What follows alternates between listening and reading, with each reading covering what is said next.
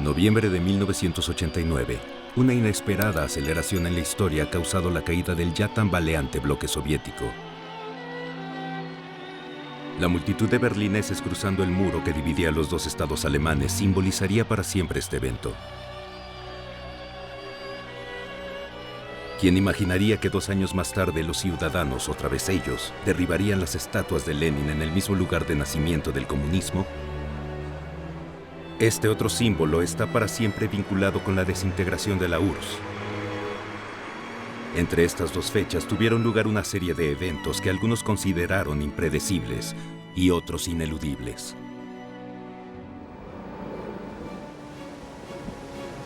El primer evento de esta serie tiene lugar a 2.500 millas de Moscú, en 2 barcos golpeados por una tormenta en el Mediterráneo, cerca de la costa de Malta.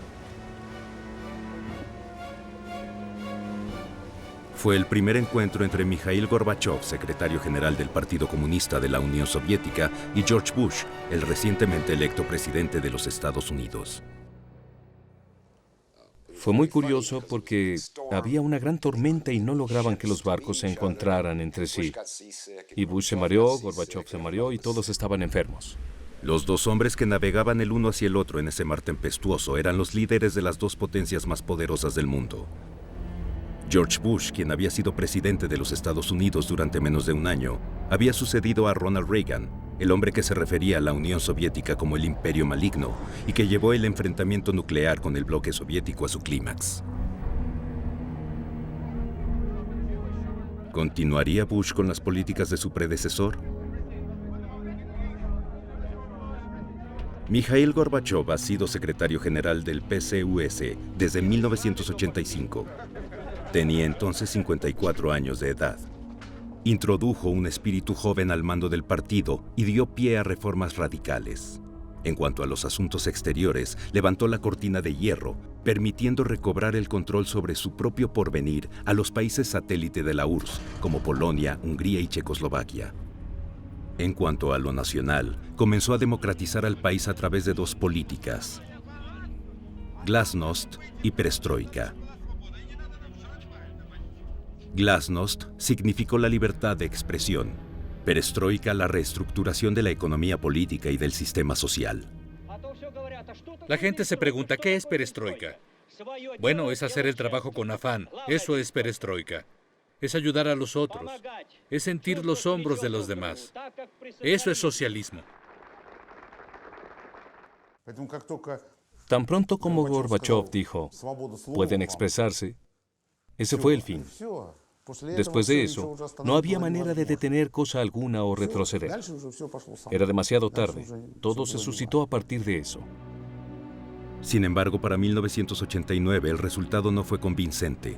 Aunque la sociedad soviética comenzaba a tener un respiro y se había abolido la censura de la prensa, aunque las libertades individuales se respetaban más y habían desaparecido los encarcelamientos arbitrarios, la vida cotidiana de los rusos estaba deteriorándose.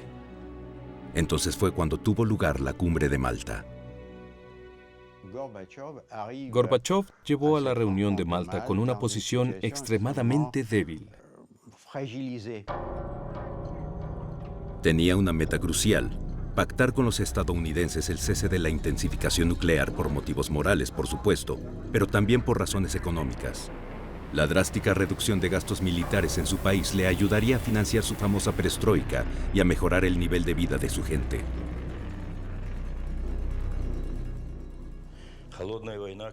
No solo los países europeos, sino el mundo entero estaba enfrascado en esta Guerra Fría.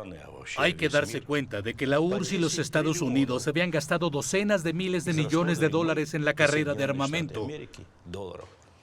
Solo imagina qué se pudo haber hecho con ese dinero.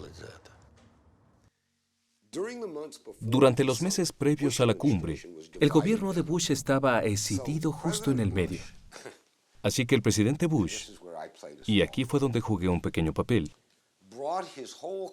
llevó a todo su equipo, a todos, a Camp David, la casa presidencial de descanso, e invitó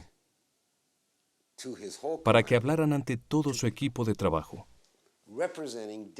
a 2 personas representantes de 2 posturas académicas diferentes en torno a Gorbachev. al profesor Richard Pipes de Harvard, quien no creía en Gorbachov y pensaba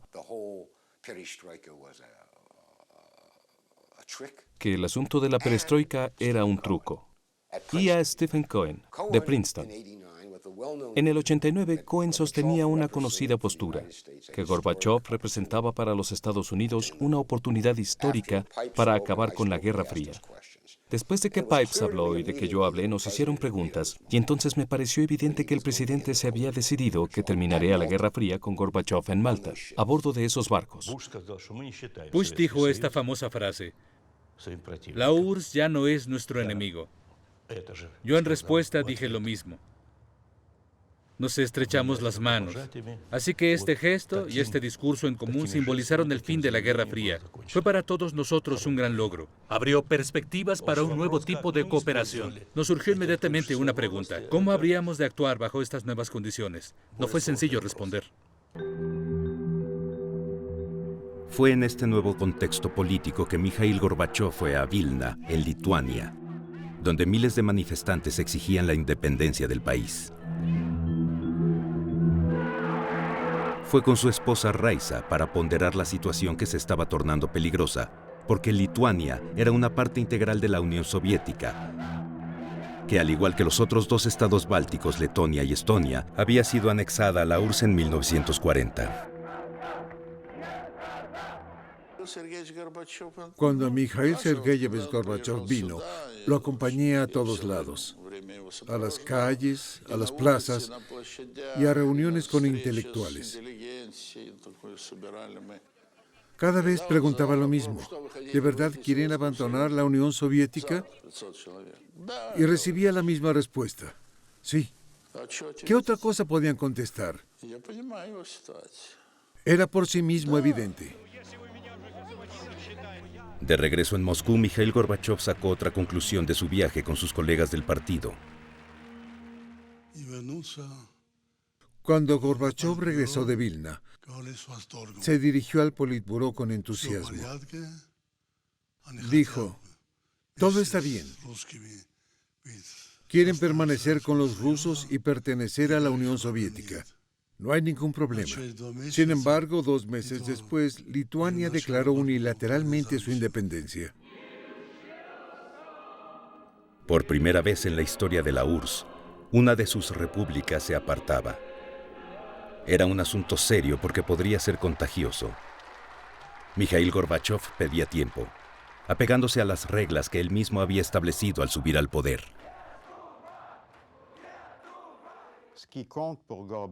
Lo que importa de Gorbachov y que es para mí, prueba de sus habilidades excepcionales, es su adhesión a ciertos principios morales, su aversión hacia el uso de la fuerza y su formación.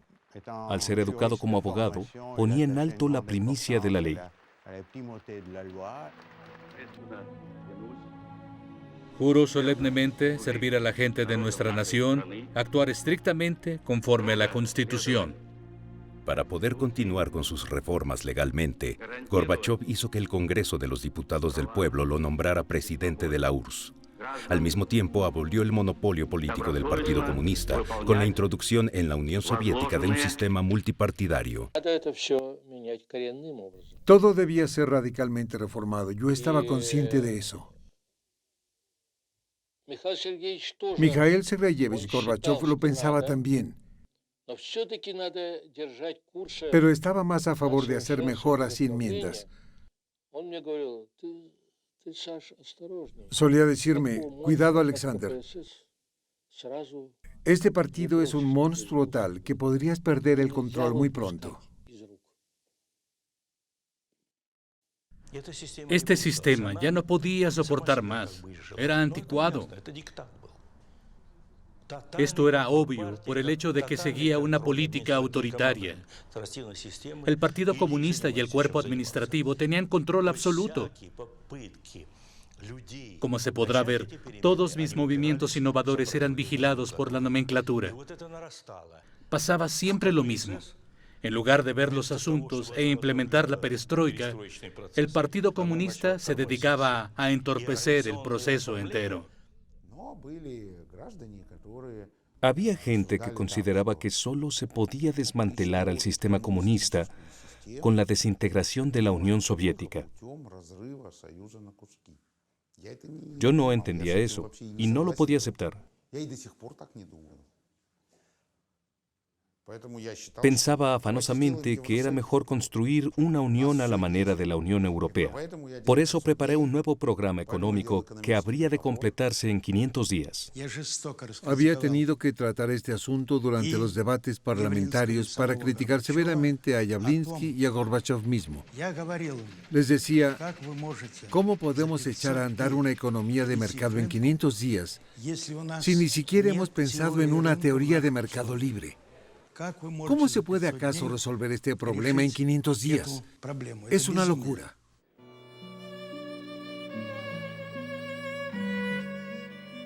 El presidente Gorbachov se enfrentó con el eterno dilema. ¿Son compatibles el marxismo y el capitalismo? En otras palabras, ¿se puede organizar un mercado libre dentro de una economía controlada? La perestroika, que debía encargarse de esto, no tuvo el resultado esperado. Abrir el comercio a la competencia fue un fracaso porque los precios permanecían fijos y a los nuevos productores independientes ya no les interesaba vender con pérdidas. El resultado fue una caída en la producción, estanterías vacías en las tiendas y una escasez general de todo. No hay nada en las tiendas. Nos la pasamos yendo de un lado a otro, pero no hay nada. Alguien tiene que hacer algo. No es el tipo de pregunta que se le hace a Mikhail Sergeyevich. Gorbachov ya hablaba de la necesidad de liberar los precios de los bienes indispensables 2 meses después de haber sido elegido. Pero mientras más se acercaba el momento en que debía decidir, más se alejaba su pluma del papel. Gorbachov aplazaba el asunto y finalmente abandonó su programa, pero ya era demasiado tarde.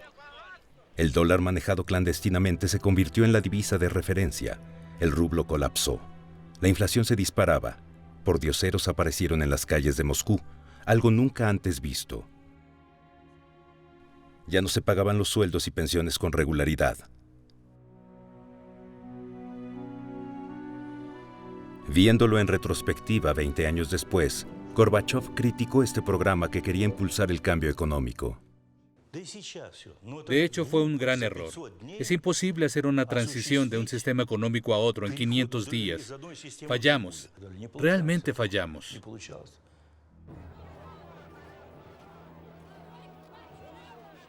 El fracaso fue tal que el 1 de mayo de 1990, por vez primera en la historia de la Unión Soviética, el dirigente de la nación fue obligado a dejar el podio oficial en la Plaza Roja por las quejas de la multitud. Fue entonces cuando un hombre que había sido considerado antipático por muchos años se hizo visible: Boris Yeltsin. Era un alto oficial, un importante funcionario apreciado por su eficacia y su franqueza.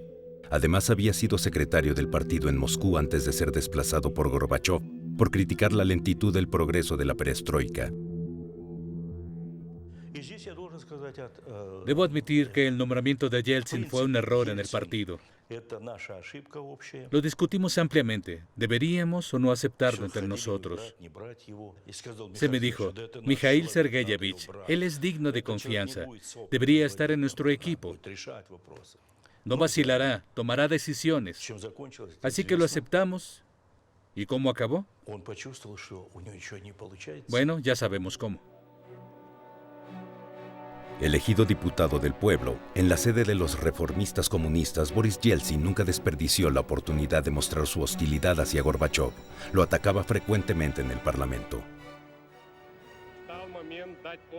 Ha llegado el momento de mostrarle a la sociedad un cuadro objetivo de la situación. Eso es lo que pudo haber hecho Mikhail Gorbachov. Él es quien proclamó la perestroika y su responsabilidad, por supuesto, es insoslayable en la crisis que ahora ésta enfrenta. La política exterior de Gorbachov fue tan criticada como los fracasos de la perestroika. Se le acusó de haber cedido ante las potencias occidentales, no solo por no haber negociado seriamente la partida de las tropas soviéticas de Alemania del Este, sino también por cuestiones mucho más importantes. Bush, la administración de Bush, le dijo a Mikhail Sergeyevich: Todos concordamos en que Alemania debe ser unificada. Este asunto ya no puede ser soslayado. Tiene que ser así, es justicia histórica. ¿Pero qué hacemos con la Alemania unificada? ¿Qué se hace con ella? ¿Dónde la ponemos? Así, una solución fue colocar a Alemania en la OTAN para que se pudiera controlar. Pero a Gorbachov no le gustó la idea. Era una rendición muy grande, una concesión demasiado grande. Y después se le dijo a Gorbachov, o se le pidió, que si Alemania habría de estar en la OTAN, o la OTAN nunca se movería hacia el este. En otras palabras, la OTAN terminaría en Alemania. Eso se le prometió a Gorbachov. Pero cometió un error. Confió en los estadounidenses. En efecto, era obvio que los polacos, los húngaros y los checos harían todo lo posible por entrar a la OTAN, empujando así los límites de la organización hasta la frontera misma de la URSS. Debilitado cada vez más, Gorbachov tuvo, sin embargo, una victoria al ser reasignado como secretario general por el 28º Congreso del Partido Comunista. Los conservadores se convirtieron en minoría, pero repentinamente, en un movimiento espectacular, Boris Yeltsin cerró las puertas del partido. Nadie más que yo lo vio en ese estado. Estaba lívido, profundamente decepcionado. Él que se había nutrido de la leche de la madre comunismo. Él que le debía toda su vida al comunismo, tenía que partir con todo eso.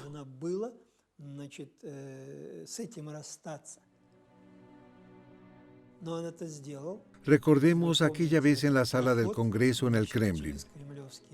Se le ve detrás, subiendo el pasillo en el corazón de este poder que hace no mucho tiempo había sido despiadado, todopoderoso,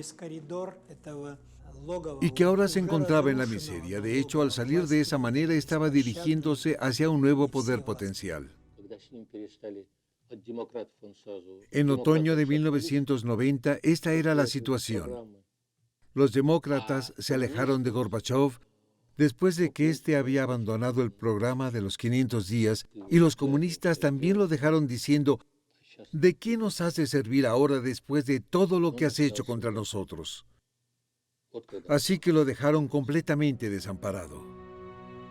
Dado este vacío, el presidente Gorbachov fue obligado a renunciar. Como simplemente no pudo arreglárselas con Yeltsin debido tanto a razones personales como políticas, se volvió hacia los comunistas a pesar de que estos lo culpaban de haber roto el monopolio de su partido. En el otoño, juntó un equipo de gente decidida. Nombró a Boris Pugo, ministro interno, Dmitry Yazov, ministro de Defensa, y a Vladimir Kryuchkov, líder de la KGB. Asimismo, hizo nuevas concesiones a los partidarios de línea dura, al nombrar a Gennady Genev presidente y a Valentin Pavlov primer ministro. Este cambio en la dirección fue tan rotundo que su fiel compañero en armas, Eduard Shevardnadze, lo abandonó.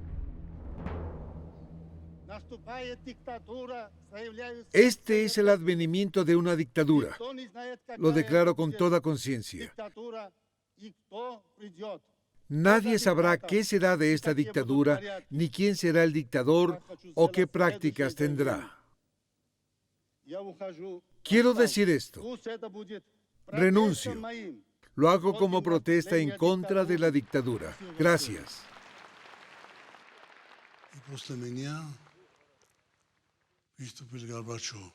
Después de mí, fue Gorbachov quien habló. Dijo, eso es mentira. No hay amenaza.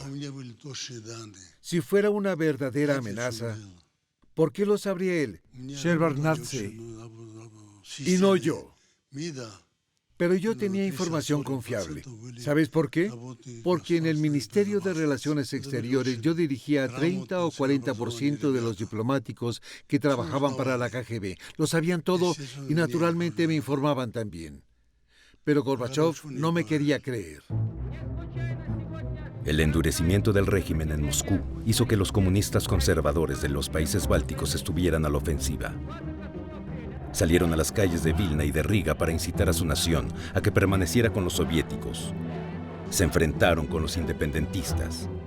La tensión aumentaba. Hubo reuniones de entre 100 y 150,000 personas. No se podía ver el fin de la multitud que se extendía más allá del horizonte. Los altos mandos me llamaron para que fuera a Moscú y me dijeron: te ofrecemos todos los medios necesarios para que acabes con este movimiento. Yo les dije: no quiero ninguno de esos medios, no lo haré. Entonces aquellos ofrecimientos terminaron. Un golpe estaba siendo preparado en Vilna. Los comandos se hallaban cerca. Bastaba con una orden de Moscú para que entraran.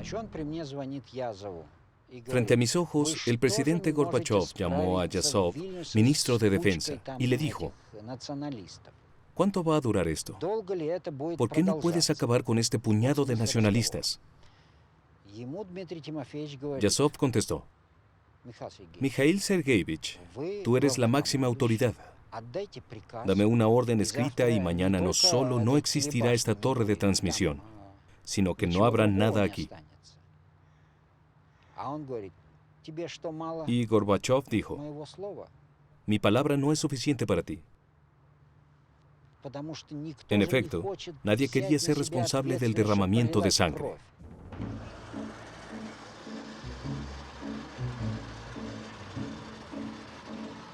Las consecuencias de estas indecisiones en las jerarquías más altas del Estado no tardaron en tener lugar. El grupo Alfa de los comandos tomaron los edificios públicos en Vilna y arremetieron contra los nacionalistas atrincherados en el edificio de transmisiones. Hubo 14 muertos y 700 heridos. Eventos parecidos ocurrieron en Riga, con 4 víctimas. Gorbachev reaccionó inmediatamente, algo por lo cual los líderes soviéticos no eran conocidos. Lamento profundamente los eventos que tuvieron lugar recientemente en Lituania y en Riga.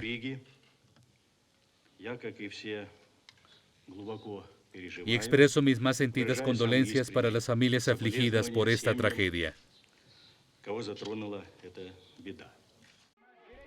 Las noticias de las víctimas en Riga y en Vilna tuvieron un rotundo efecto en la URSS y en todo el mundo occidental.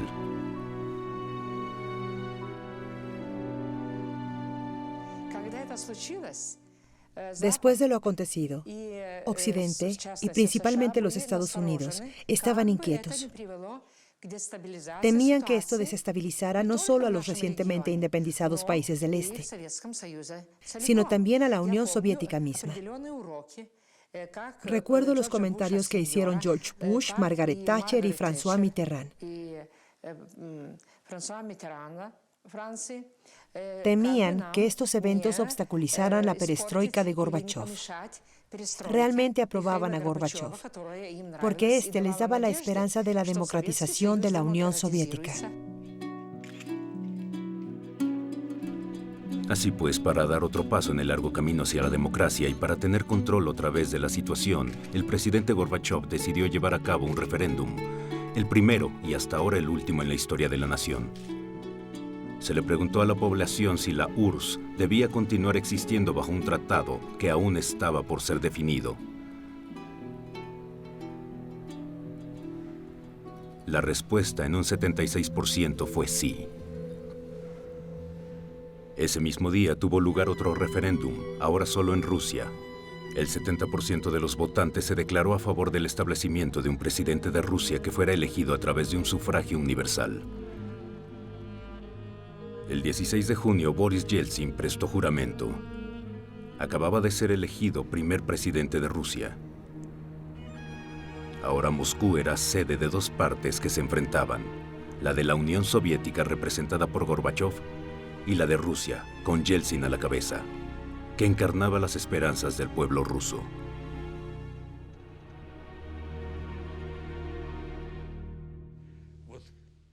Si bien es verdad que había contraposiciones entre Gorbachev y Yeltsin, esas no eran muy serias. Lo que los movía era la lucha por el poder, la lucha por el primer puesto. De eso era de lo que se trataba en realidad. Principalmente, eso era lo que los oponía. Debo decir que estos 2 hombres amaban tanto el poder que para mí, si Yeltsin se hubiera convertido en secretario general del partido, el partido se habría fortalecido. Esa es la paradoja. En esta lucha, Gorbachov se vio en dificultades por sus resultados económicos. Para sacar a su país de la derrama económica de la que se le acusaba, no tuvo más opción que acudir al occidente. Buscaba obtener una ayuda financiera a gran escala, por lo que fue invitado a Londres a la cumbre del G7 de los países más industrializados del mundo. Se dijeron palabras amables. Él dijo, hice todo lo que se me pidió. Se me pidió acudir a los expertos y lo hice. Me enviaron con expertos estadounidenses. Se me pidió liberar los precios y lo hice. Se me pidió liberar los mercados y lo hice, pero ahora estoy al borde del precipicio. Si no me ayudan, esto será un desastre. Mitterrand dio su discurso. El del estadounidense fue un tanto parco. Pero el más sorprendente fue el de Mayor. Halagó a Gorbachov y lo acompañó para reunirse con nosotros y discutir el asunto. Para mi mayor sorpresa dijo, debemos ayudar a Gorbachov, sin embargo el futuro es incierto y él ya no estará en el poder. Debemos estar precavidos ante sus sucesores. Fue un tanto sorprendente, pues reconocía que Gorbachov estaba a punto de caer. Ellos preferían a Yeltsin. Yeltsin era un líder brutalmente duro que se oponía a la democracia. Consideraban que él podía mantener el control en Rusia. Gorbachov se dirigía hacia... Él podría intentar llevar a Rusia a la democracia social. Una independencia en una forma que a Occidente no le gustaba. Ellos preferían tener a un dictador autoritario que hiciera lo que ellos quisieran. Si el G7 le hubiera otorgado a Gorbachov un paquete grande de ayuda crediticia, económica y financiera, no hubiera existido un intento de golpe. No se habrían atrevido a ir en contra de Gorbachov si éste hubiera tenido un paquete financiero de $20.000 millones. Nunca lo habrían hecho. Habiendo regresado de Londres con las manos vacías, Mikhail Gorbachov sabía que su posición política pendía de un hilo. Se aproximaban las vacaciones de verano y había rumores sobre un golpe de Estado. Estos no carecían de fundamento. Definitivamente se estaba fraguando un golpe. Desde hacía tiempo se había estado organizando por un grupo de hombres, todos cercanos a Gorbachov o miembros de su administración. Todo empezó en diciembre del 90. No nos reunimos todos. Nos veíamos en pequeñas juntas. El país estaba yendo a pique y se necesitaban medidas extraordinarias para detener este proceso. Teníamos la Constitución de la Unión Soviética y el referéndum de marzo, donde el pueblo había dicho rotundamente que no a la desintegración de la Unión Soviética. Los que darían el golpe de Estado se oponían totalmente al nuevo tratado que Gorbachov formulaba, el cual convertiría a la Unión Soviética en una federación de estados soberanos, cada uno con goce de independencia.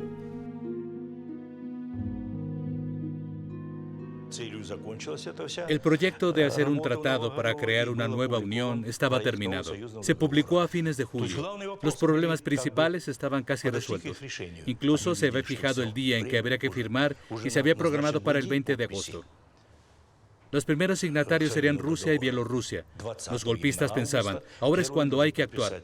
Así fue como sucedió.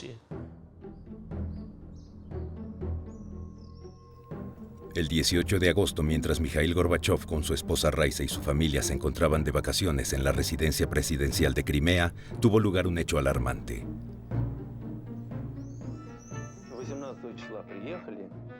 El ministro de Defensa cortó la electricidad y el teléfono de la villa presidencial. El militar me dijo que habían recibido esa orden. Así sucedió. Y abandonaron la villa. Entretanto, los buques de la Marina Soviética patrullaban vistosamente la costa. La idea era suscitar una sensación de tensión en la residencia. Pasado un tiempo, una delegación de ministros y miembros del partido entró a la residencia de Gorbachov.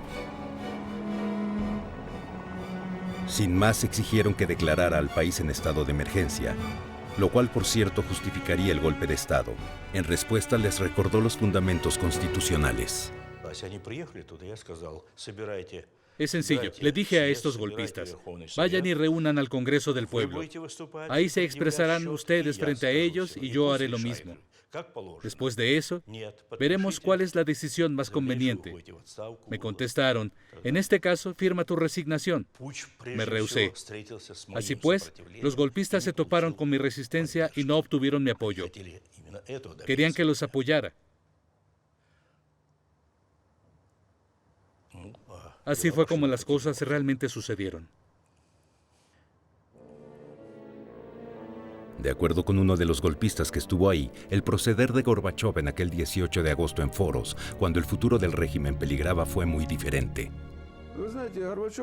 Sabes, yo estuve ahí, y así fue como Gorbachov se comportó. Tomó un papel y dijo, bueno, le escribiré al presidente del Parlamento pidiéndole reunir al Congreso del Pueblo. Tomó su pluma, tomó un papel, pero no los usó. Después dijo, de hecho no tendría que escribir nada. Ustedes están aquí, vayan y díganle al presidente que reúna al Congreso. A otro participante le pareció que el comportamiento de Gorbachov alentaba tácitamente el golpe.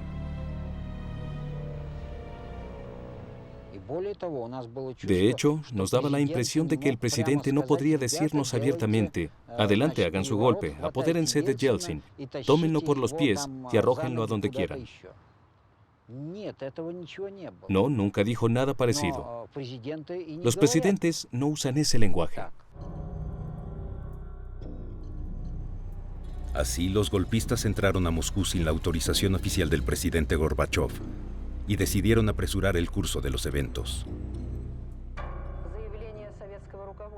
Debido a una incapacidad por razones de salud de Mikhail Gorbachov para cumplir su función como presidente de la URSS y de acuerdo con el párrafo 7 del artículo 127 de la Constitución, se declaró un estado de emergencia. 500 tanques entraron a Moscú. Fue Yazov, el ministro de Defensa, quien dio la orden. Se acomodaron en lugares estratégicos en torno a edificios públicos, de radio y televisión. Rodearon el Parlamento de Rusia, la Casa Blanca. Los golpistas del Kremlin instauraron la censura, la prohibición de manifestaciones y el toque de queda. Contactaron a Boris Yeltsin, quien rechazó su invitación para participar en estas acciones. Desde la casa de campo de Yeltsin, hicimos un llamamiento al pueblo.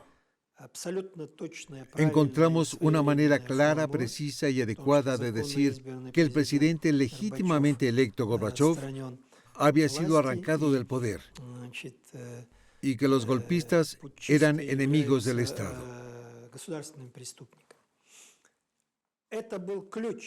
Esto fue clave para lo que pasaría en esos 3 días. Esta sola declaración era una declaración dirigida tanto a la comunidad internacional como a la gente en nuestros países.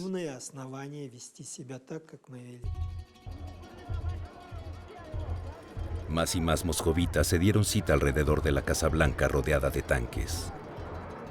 Boris Yeltsin decidió ir para allá a hablar con los tripulantes de los tanques, quienes en su mayoría habían sido reclutados. Yo le dije, ni lo pienses, Boris Nikolayevich, no es viable.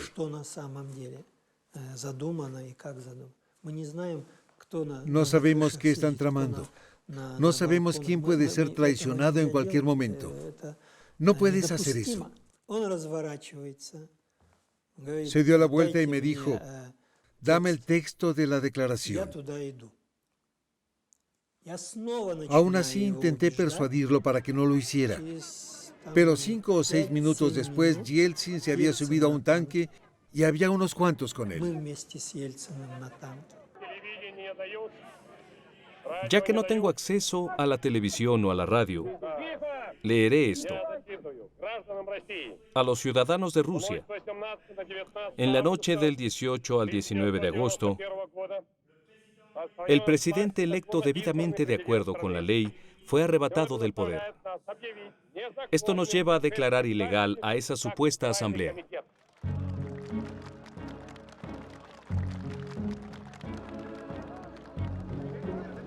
La declaración de Boris Yeltsin tuvo un efecto inmediato en los manifestantes, quienes habían encontrado en él a un líder. Los soldados jóvenes permanecían vacilantes en sus tanques. Todo empezó a ir mal para nosotros cuando Yeltsin y su gente, los Popovs, los Sobchak y demás, todos estos traidores a la patria, no se les puede llamar de otro modo, condujeron a cerca de 100,000 personas hacia la Casa Blanca. Nos hundió definitivamente.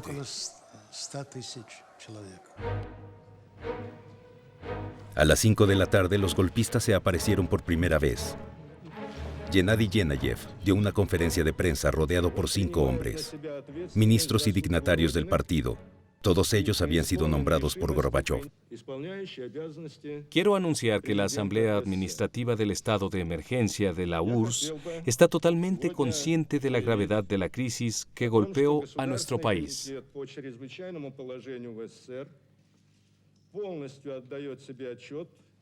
Debido a la incapacidad de Mikhail Gorbachov por razones de salud para ejercer su función como presidente de la URSS, asumiré temporalmente dicha función de presidente. En Crimea, Mikhail Gorbachov y su séquito, quienes habían seguido los eventos a través de una televisión en una caseta de vigilancia de la villa, se enteraban de las intenciones de los golpistas. Rice estaba asombrada por la conferencia de prensa. Miraba con las manos temblorosas a Yanayev. Gorbachov señaló que ahora los golpistas tratarían de emparejar la realidad con las mentiras sobre su estado de salud, que lo intentarían envenenar. A partir de ahí se rehusó a comer todo alimento que viniera de la cocina de la residencia. Privado del contacto con el mundo exterior, Mikhail Gorbachov, quien temía por su vida, grabó una declaración frente a una cámara casera. Hemos encontrado este excepcional documento entre unos archivos.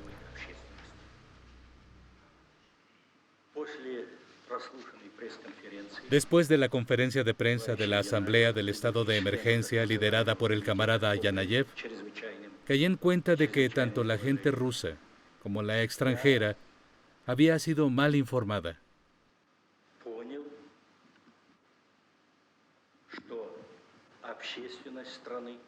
Declaro que todo lo dicho sobre mi salud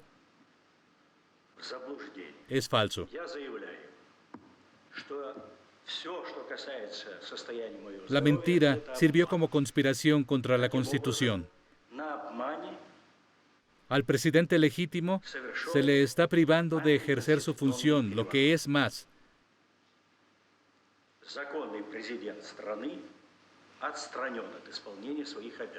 La residencia de Crimea, donde me encuentro, está rodeada de soldados. Soy prisionero.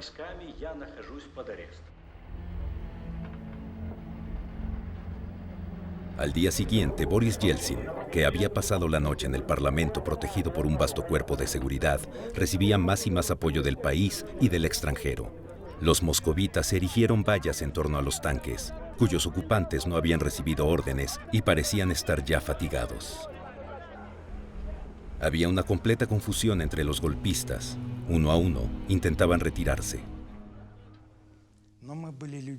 Todos nosotros, miembros de la Asamblea del Estado de Emergencia, no éramos de los que pueden ordenar dispararle a nuestra propia gente.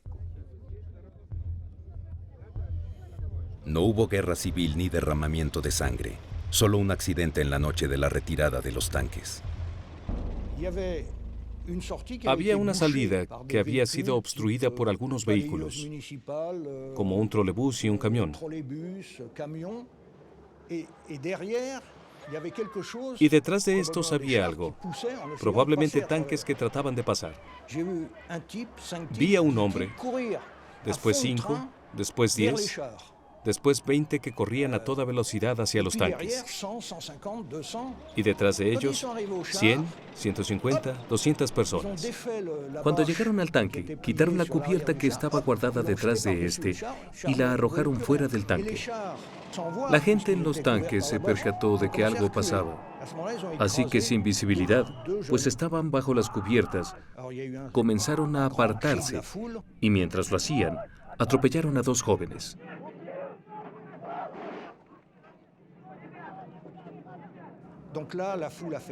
Entonces hubo un fuerte alarido en la multitud. Los soldados salieron de los tanques. Ninguno de ellos fue linchado, al contrario, la gente les decía, hermano, ¿qué ibas a hacer? ¿Qué ibas a hacer?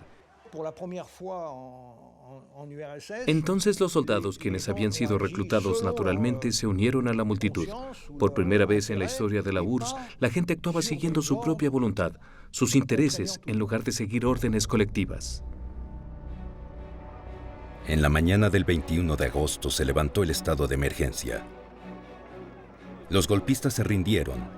Los tanques regresaron a sus barricadas entre el júbilo de la gente.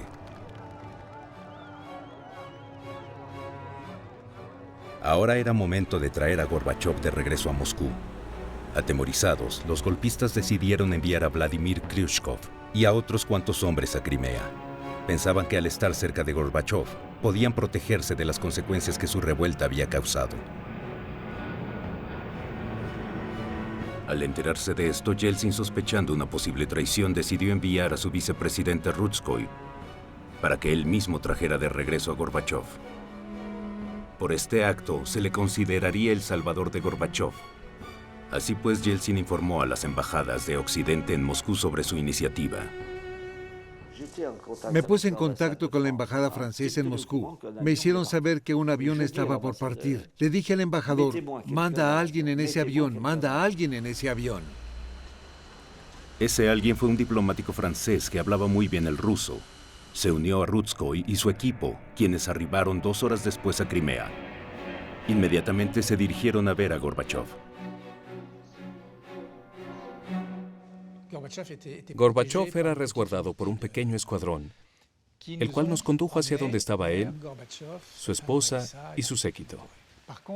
Sin embargo, los golpistas estaban por todos lados. Yo le dije que hasta donde yo sabía, estábamos a favor de lo que él había hecho y que habíamos llegado para ayudarlo a regresar. Esto lo emocionó. Su esposa parecía deshacerse. Era doloroso ver eso. Rutskoy les dijo, hemos venido a devolverle su libertad. El problema era que Khrushchev y sus golpistas aún estaban ahí y que ellos también querían llevar al presidente Gorbachov hacia Moscú en su avión. Gorbachov nos dijo, gracias señores, pero aquellos han venido por mí, así que me iré con ellos. Esta noche empacaremos y partiremos mañana en la mañana. Nosotros, los del grupo de Yeltsin, le respondimos, de ninguna manera, acompáñenos ahora. Aunque tentado a partir con los golpistas, Gorbachov consintió tomar el avión enviado por Yeltsin, a pesar de saber lo que le esperaba. Mikhail Gorbachov estaba angustiado. No se encontraba en su estado usual. No sabía qué decir. Todo su cuerpo temblaba. ¿Y sé por qué? Porque cayó en cuenta de que estaba por perderlo todo y que no podía hacer nada al respecto. Un considerable grupo de partidarios de Yeltsin, el verdadero vencedor del golpe, recibió al presidente Gorbachov en el aeropuerto de Moscú. Fue valiente.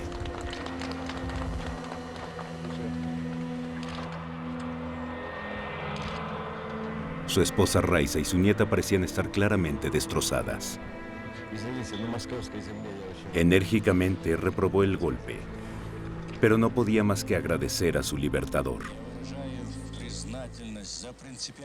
Estoy muy agradecido con la gente de Rusia y con su presidente, Boris Yeltsin, por su inquebrantable postura.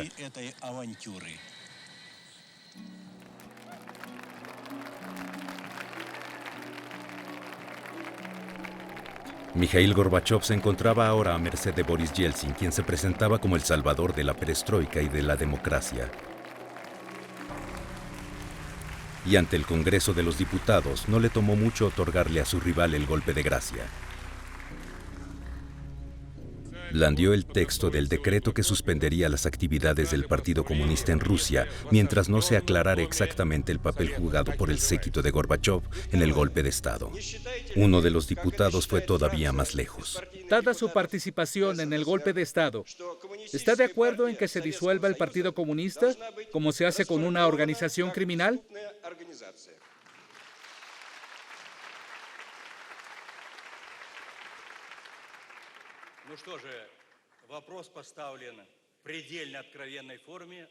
Ya que la pregunta ha sido tan directa, responderé del mismo modo. No estoy de acuerdo en que se disuelva al Partido Comunista como si este fuera una organización criminal.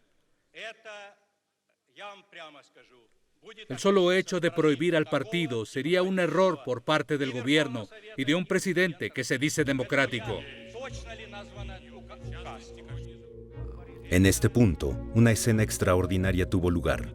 Boris Yeltsin subió al podio. Quería que Gorbachov firmara el decreto junto con él. El presidente se negó. Yeltsin insistió. Gorbachov se rehusó. Yeltsin volvió a su asiento y... Camaradas, para acabar con esto, permítanse firmar el decreto para poner fin a las actividades del Partido Comunista de Rusia.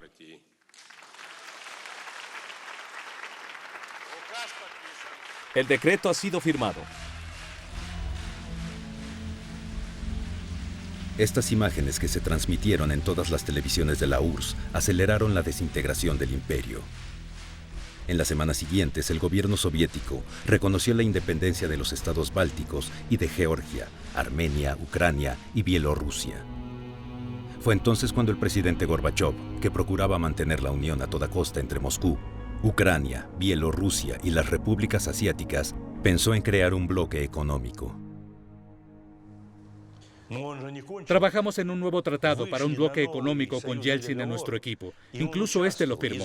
Publicamos este proyecto y lo enviamos a los líderes de todas estas repúblicas para que fuera ratificado. Mientras tanto, él, a mis espaldas, Yeltsin, preparaba los acuerdos de Belovechi.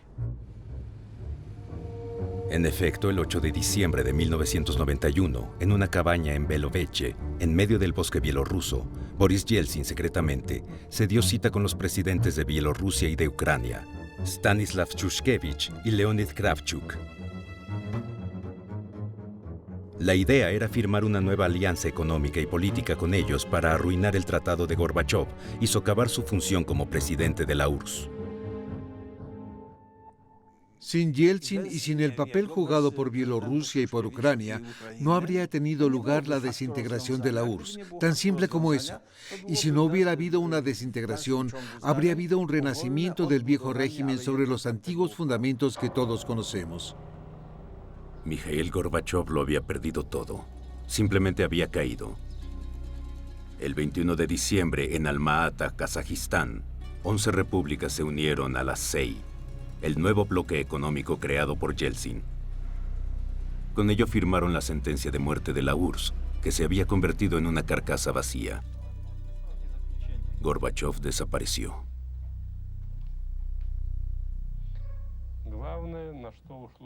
Nos pasamos la mitad del tiempo preocupándonos por el futuro de la URSS. Eso basta.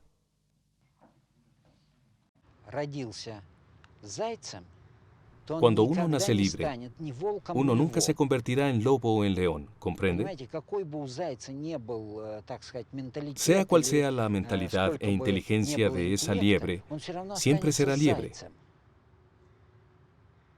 Un lobo y un león podrán no ser muy inteligentes, pero pueden desgarrarse la garganta con sus dientes en un instante.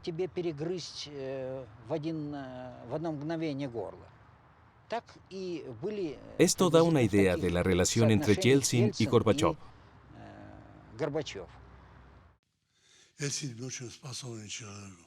Es verdad, Yeltsin era un hombre muy capaz. Su único defecto era que bebía. Si se le visitaba antes del mediodía, conversaba perfectamente. Pero en las tardes Siempre estaba ebrio. Y si el vodka no estaba frío, le gritaba a sus súbditos: ¿por qué demonios no está frío el vodka?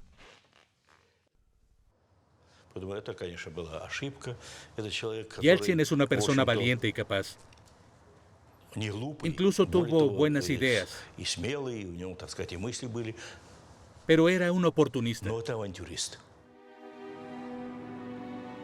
En el Kremlin, Gorbachov estaba al mando de oficinas crecientemente vacías que el oportunista Boris Yeltsin ansiaba ocupar.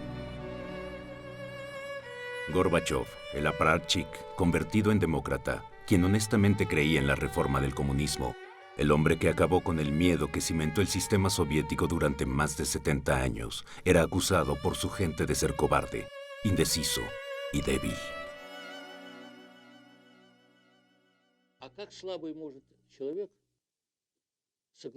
Pero entonces, ¿cómo pudo haber iniciado un hombre tan débil la perestroika? Díganme, ¿cómo pudo haber iniciado un cambio en el régimen social? El glasnost, la democratización, la vida parlamentaria, el fin de la Guerra Fría, el fin de la represión policíaca, el fin de la represión religiosa.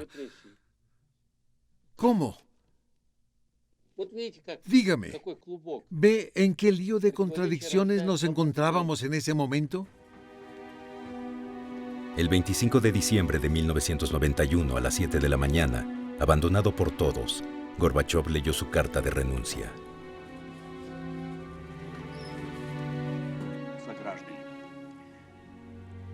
Queridos compatriotas y ciudadanos, debido a la presente situación de la creación de la CEI, yo, por ello, doy fin a mis funciones como presidente de la URSS.